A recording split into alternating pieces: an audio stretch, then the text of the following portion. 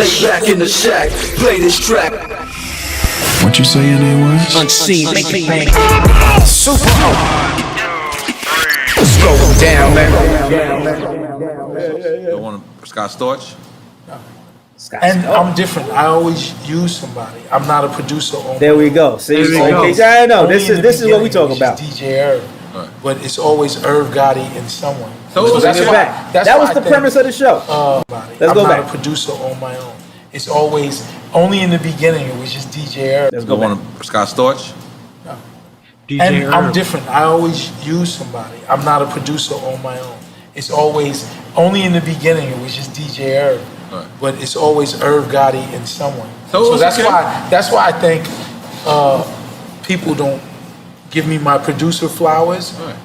They'll give me a label. You just got them, baby. Well, Diddy's the same thing, but you got your flowers here. Yeah, I got my flowers. You got your motherfucking flowers right there. That's right. But you know, I think a lot of people, they don't really even mention me as a producer, even though I've outproduced a lot of most every one of these niggas. A lot of niggas produce how you produce too, though. Yes. Yeah, but they don't say that. Niggas know that, though. Yes. Dre does that, but it's Dre. It's such it's a known, monstrous figure. It just goes to Dre. It's known and it's even accepted more that niggas produce with niggas nowadays. Like Kanye produces with a lot of people. It's a fact. You know what I'm saying? A lot of producers produce with other producers. Good old Switzerland coming through. Good old Switzerland. Yeah. It's good friendship. That's So friendship. see, here's the thing, right? That Irv said here is the fact that that's one thing I want to put. I think sometimes Irv did a lot of work. A lot of work. But you know what it is? I think he does get the recognition against people who know. Like people like us, we know what he did. Right. But Irv became a mogul in such a fast time. He became a boss while he was doing all of this. He's the label owner. Yes. And see, and I'm gonna point something out even to Dr. Dre. The reason why Dre is known is because his longevity as an actual producer. Yep. Before Dre was being looked at as a mogul, remember when Dre finally moved. Look, Dre had Eazy-E as the mogul guy, the label exec, the boss. Yep. He transitioned Suge Knight. See, Dre still focused on a producer. He transitioned Jimmy Iovine. Aftermath, it was still Jimmy Iovine. You still focus on him as a producer. So his longevity and his trajectory continued as I'm producing hit records. Irv Gotti moves. He produced, but it happened so fast that, and he became a mogul, and he's all over the place in a good way that you couldn't focus on him as just a producer. So I think, and there's something for people to consider. You might be dope. You might do a lot of great work in such a short time, but remember, you have to have longevity to be looked at, which is the strike against Biggie as the GOAT. 2 albums, you can't just outshine people who put out 3 classics. How can you be the GOAT? You got people who organically put out 3 classics. What about them? Just because so in the same thing, in the same sense, longevity has to matter, it has to count. And I think that's what happened with Irv Gotti. It's not that people don't give him the credit. You have to do it for a long period of time. Yeah, you do.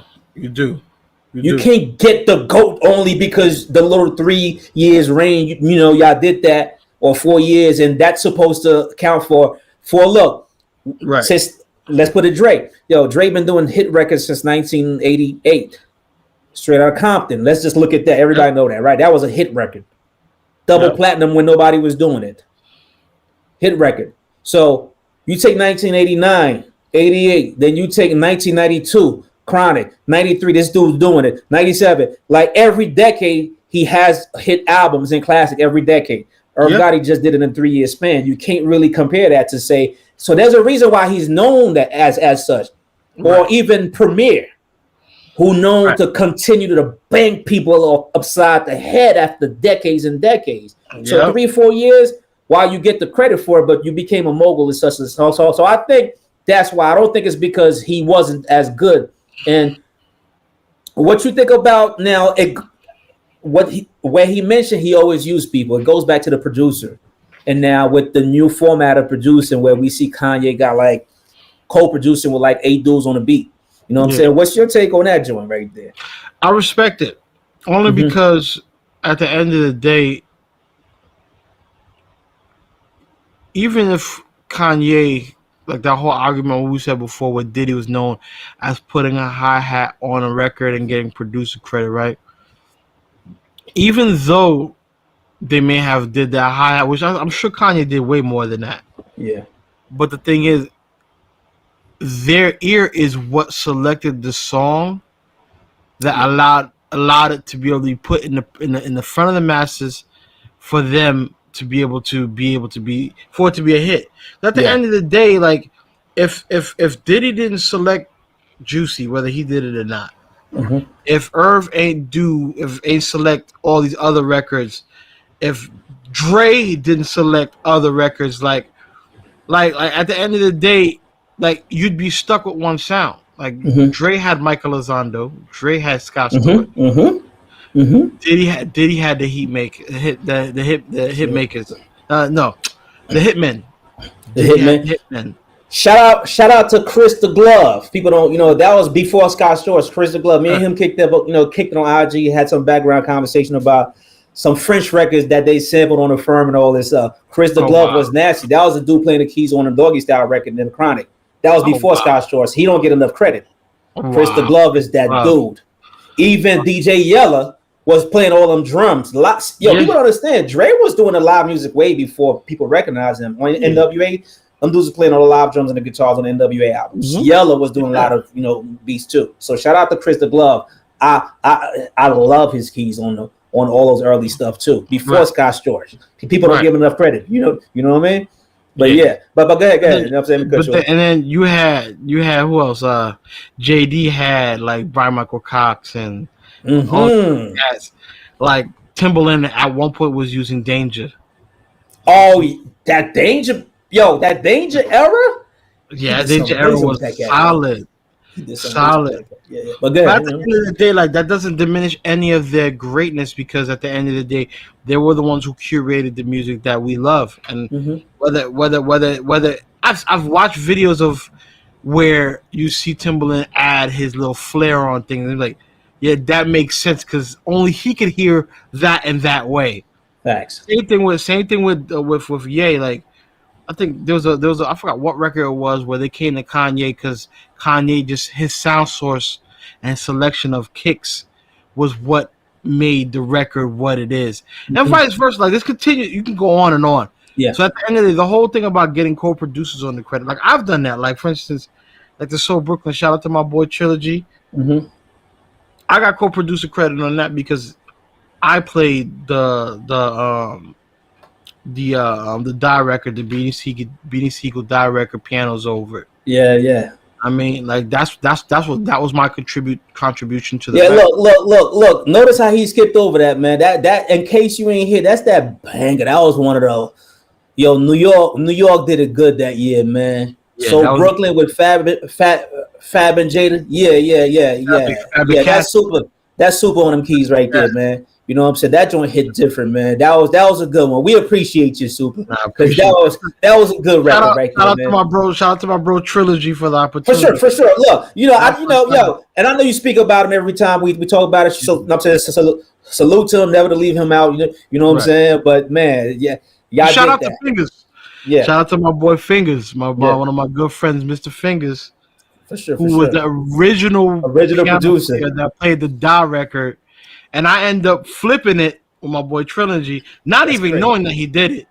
That's crazy. It was crazy, yeah. That's crazy. So it's like you doing a new record with a new co-producer happened to be somebody you already rock with that originally did the record, not even knowing it at the time. Ain't that crazy? Yeah, that was so crazy. He did some stuff for Murder Inc. too, didn't he? Yeah, he did a lot, man. Yeah. The Holla Holla for Ja Rule. Yeah. The Cadillac Top, Palm City Hustlers. Yeah. Shout out to my man Fingers. So, hey, yo, listen. See how things come full circle. We'll tell you earlier. I've worked with these guys, right? This was like at the height of the beef with 50 and all that. And, I remember, man, I walked it was late night. We went to Murder Inc. At the Crack House, you know what I'm saying? That was their studio, you know what I'm saying? Over there. I forgot what street it was on, whatever, but in Manhattan. And we went over there, played I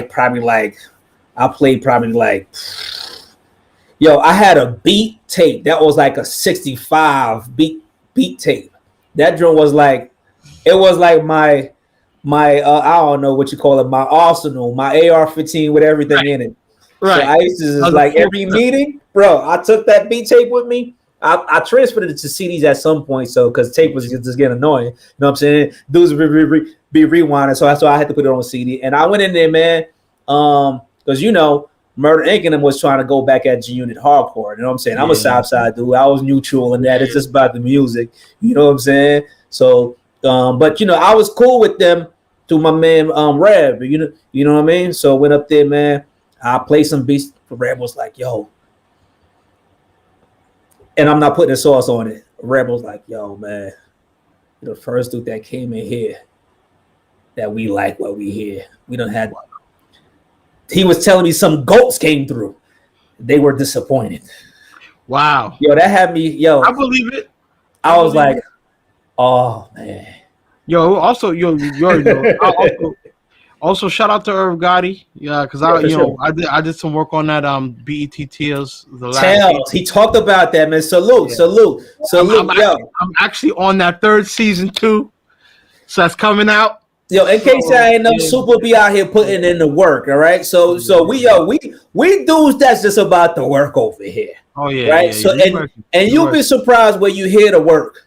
But understand, salute, because again, like I said, everything is coming full circle as we talk about this. You know what I'm saying? So check my man Super's music out on Tales, which is that show that Irv Gotti got on that. Shout out to my bro CJ the Great. Shout out to Chink Santana. Yeah, those guys, man. Yeah. For sure. Beautiful, man. Beautiful stuff. Queens, it's a Queens thing, man. Come on, man. Yo, in case people don't know, let me show you some more full circle, right? I used to go to my man Super studio. Guess where it was at? And we ain't set this up to make up fake stories. This is all true stories, right? All true stories. Studio was on 192 Jamaica Avenue, right? Am I right? 192, 191? It was 190. Okay. 190. Bro, not around the corner. Around the corner. I used to hang over there like in Woodhall, which is where Ja Rule and them were from. Yo. What's his name? Studio was right at the corner. Behind the store in the basement, Black Child. There you go. Yeah, I remember. Yeah. You know what I'm saying? So it's like I used to always be over there, man. We did a lot of man. Your spot was the truth. You know what I'm saying? Go in there with the Avalon. You know what I'm saying?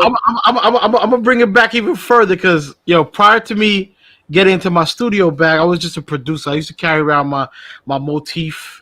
Because, I'm saying, I was a keyboard player, so I needed a keyboard player and beat machine. So my motif had all that stuff.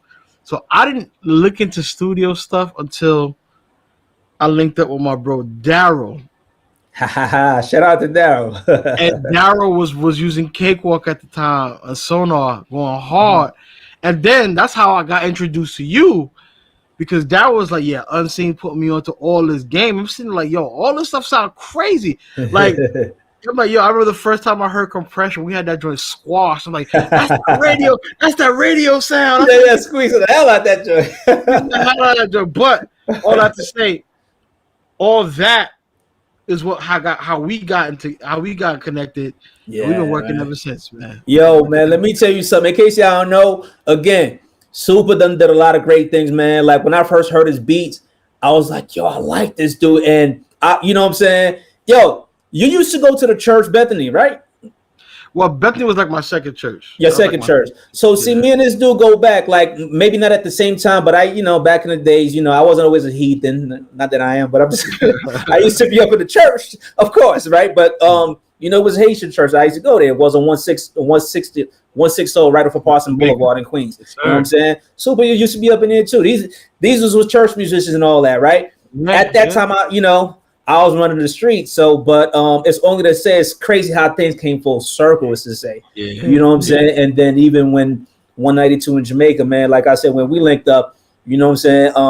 It was doing some work for That really, I didn't really know what was going on with the genre at the time, which was the Christian urban stuff. Yeah, the And, holy hip hop.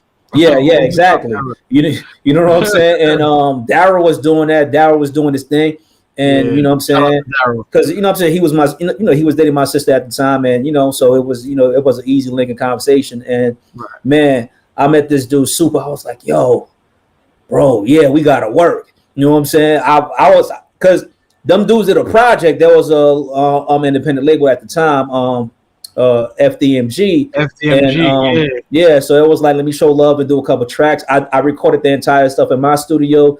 Did like a couple beats. Probably did like 2 on there, or probably one. And the rest was you and Jay Bless. Did a couple beats, things like that. And it was like, I was like, I love this dude beat, man. That's what's up. And ever since, man, it was on from there. I remember, we didn't do a lot of collaboration formally, technically, but we did some. No, we did a few work, man. I used to come to your crib and I'm wilding. Yeah, my memory's bad, bro. Yo, listen, I remember, man.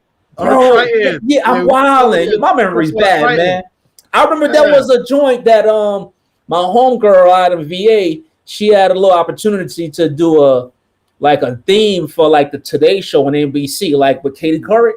Yeah, big highest rated show in the morning in the country, right? So she ended up on that show, and she had an opportunity where they wanted her to submit something, and I was like, yo, I want to do a flip of Tomorrow, like the little joint by Annie, and after that's when I hit you up. I was like, yo, I can't play this. I got hit up Super. Yo, let's do a collaboration, and I started on it, and we came through. I'm like, yo, we'll finish that. But you know what I'm saying? The situation with Shorty, it just kind of like faded out. So, you know what I'm saying? But yo, me and Super, I'm going to tell y'all right now, you might think I'm capping like they say right now, but me and Super almost came close to having a theme song or at least a segment in there on the NBC Today Show, the highest rated morning show. And I'm not capping about that. Yeah, see? So, we've been working. You know what I'm saying? That's about doing around here in case y'all knows. So just to give y'all a little background while we here, this ain't the dude I met on the internet, and I'm talking to him. You know what I'm saying? This is my dude right here. You know what I'm saying? We go back. We did a lot of, you know what I'm saying, a lot of work, a lot of mixing work. You know what I'm saying? We work with a lot of the same people, even to look. Right? We talk about Irv Gotti as a producer. Look how that even came from Circle. I did some work with the dudes early on. Tell us, check it out, man. You know what I'm saying? Go support the homie. You know what I'm saying? Check up. You know what I'm saying? Yeah, man. But yo, it's beautiful, man. I think Irv Gotti's he's right. He doesn't get the recognition as a producer.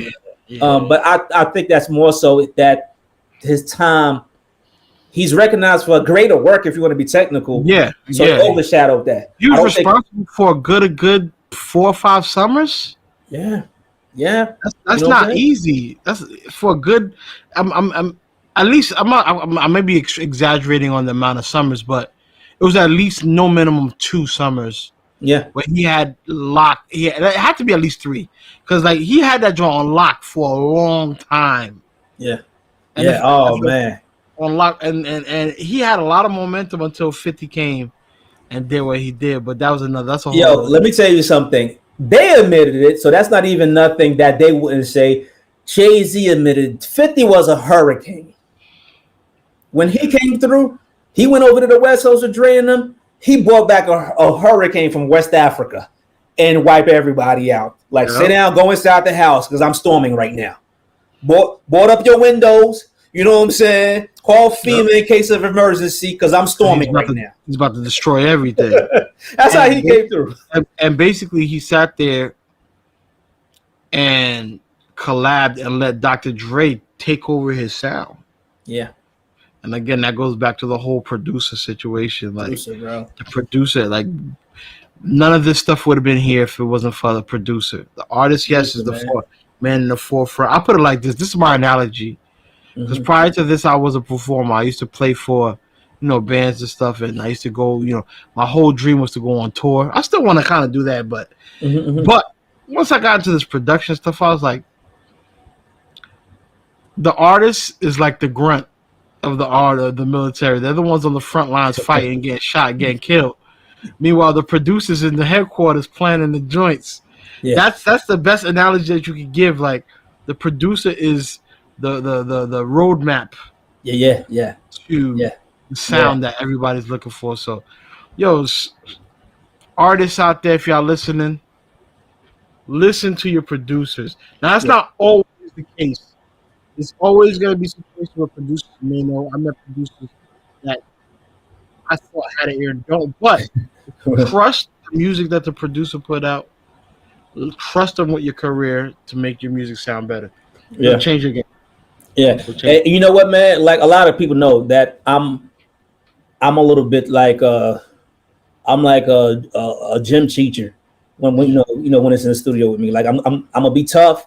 I'm gonna make you, you know what I'm saying, the rock and right. Some artists is just good enough in what they do, and I just let them rock. And sometimes it could be a new relationship, and I'm trying to fill it out. So I let them do what they do just so I can understand how they do what they do. But other than that, man, shout out to my homie, you know what I'm saying, CL Infinite Lee. You know what I'm saying? He's one of the dudes that suffered at my hand. Like, you know what I'm saying? He's producing now. But what he knows, he's one of the dudes. I used to be so hard on him, man. Like that dude, because he thought he was the nicest dude ever. You know what I'm saying? And he was nice. It's not to say that, but I'm just saying.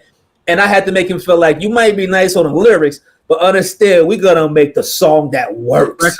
This record. And here's what you're about to do. You're about to get on this beat that you didn't even think you should be rhyming on. And bro, when he realized it, it was like, oh damn, that's a banger. And got him into the habit, man. We created a lot of bangers where it became a formula that he understood. If I gave him that type of beat, he knew the assignment. He knew the assignment, and he went in. You know what I'm saying? To the point when we evolved to create a team. I was taking a lot of his records to have the team do those records because it was about trying to prioritize what the team needed to do. So I had to put him on the back burner. You know what I'm saying? But it's only to say, I am forced that the artist got to listen to the producer, man. You know what I'm saying? That's it. You know what I mean? Oh man, but bottom line, man. You know, just to summarize my perspective in the whole that, and this whole thing with beat maker and producers, because again, look, hip hop is competitive, bro, like we said. So people always have to feel like they in the position that's on they in an elite position. So I'm a producer because the producer tend to sound like it's the better presentation. For example, you've never seen an award show that say beat maker of the year. All of them have say producer of the year. Right? And somebody decided to come to a conclusion and say, well, beat makers are a lesser version. No, he's a producer as well. And in fact, even to what was just mentioned with Kanye and all of those producers, bro, just look at all of those add-ons as band members playing their parts. That's it. You know what I'm saying? And I'm pretty sure, here's my guess.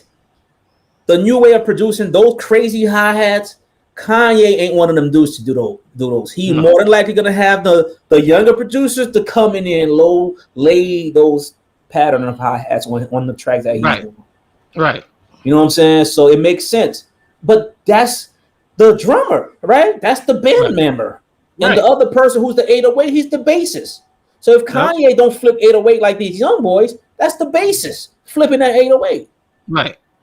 And whoever's nicer with them big washy reverb keys, he might use them to lay the foundation, and then he Kanye West it when it's all said and done. Yep. So he's the producer working with the band member. So I don't look at all these dudes as and I think it goes back to me saying what I said earlier. I think hip hop, there was a time where it wasn't known to be musical because of the chops. People didn't look at that as a music concept. It was a bunch of samples chopped. But it's still music. But understand something. Earlier hip hop was produced in a traditional musical fashion. Russell Simmons, Queens. Russell Simmons produced some of the biggest early hip hop records with Curtis Blow, and those were guitars. These are the breaks, all those things. These was playing bass and guitars. Right. But that went away when the drum machines came in. See, technology always changed the game. Is what always changes the game. You know what I mean? That's a whole nother podcast. We coming for that. The technology. Technology. Understand? We're gonna come for that. Yeah, and I think it's beautiful, man. That you got cats like me and you can talk about this because we've been around the block. Like like like I said, I had a chance to experience not all, but quite a nice chunk of the production tools, right? I work on the SP 1200. I started on the MPC 3000 out of the studio. Then I moved to the MPC 60 out of the project with my man Pete. You know what I'm saying? And then I moved on to then I got my MPC 2000. But I was still always going back whoever had a 3000 using that. Then I got the later 2000, 2000 XL, got a 2500. And, of course, came the classics Triton. Keep in mind, notice I'm not mentioning any softwares in there. No software, bro. The Triton was a Triton. That's a whole nother, I can go in about we gonna talk about these hardwares, man. We gonna come talk about them. But today we just had to lay the foundation with producers and beat makers, because everything else we gonna talk about is gonna follow. Right. With beat makers.